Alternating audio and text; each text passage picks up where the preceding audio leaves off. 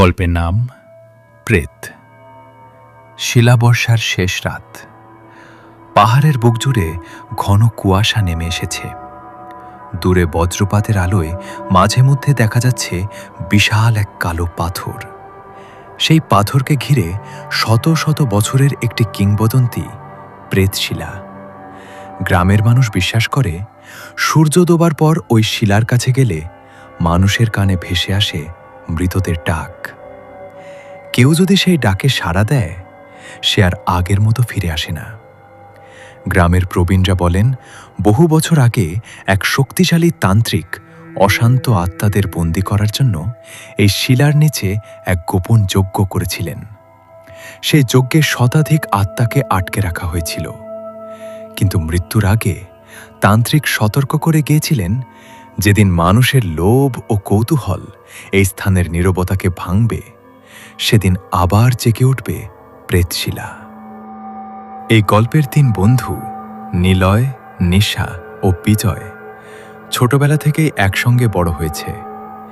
তিনজনের স্বভাব একেবারেই আলাদা। নিলয় শান্ত, বুদ্ধিমান এবং রহস্যভেদে আগ্রহী।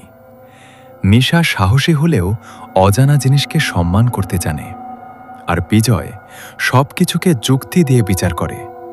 ভূত প্রেতে তার একটুও বিশ্বাস নেই। একদিন গ্রামের চায়ের দোকানে বসে গল্প করতে করতে তাদের কানে আসে প্রেতশিলার নতুন খবর।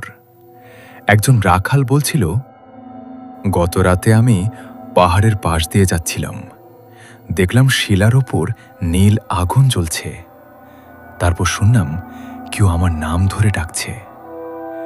দোকানের সবাই চুপ হয়ে গেল। বিজয় হেসে বলল, ভয়ের কারণে ভুল শুনেছ। রাখাল মাথা নাড়ল, না বাবা, আমি নিজের কানেই শুনেছি। নিলয়ের মনে কৌতূহল জেগে উঠল। সে বলল, আমরা নিজেরাই দেখে আসব। নিশার সঙ্গে সঙ্গে আপত্তি করল, সব রহস্যের উত্তর খুঁজতে যাওয়া ঠিক নয়। কিন্তু শেষ পর্যন্ত তিনজনই যাওয়ার সিদ্ধান্ত নিল। পরদিন বিকেলে তারা পাহাড়ের পথে রওনা দিল। পথ যত এগোতে লাগল, চারপাশ তত নিস্তব্ধ হয়ে উঠল। গাছের ডালগুলো যেন বাতাস ছাড়াই নড়ছিল। অদ্ভুত এক ঠান্ডা হাওয়া শরীর কাঁপিয়ে দিচ্ছিল। পথে তাদের দেখা হলো গ্রামের সবচেয়ে বৃদ্ধ মানুষ হরিপদ কাকার সঙ্গে। তিনি তিনজন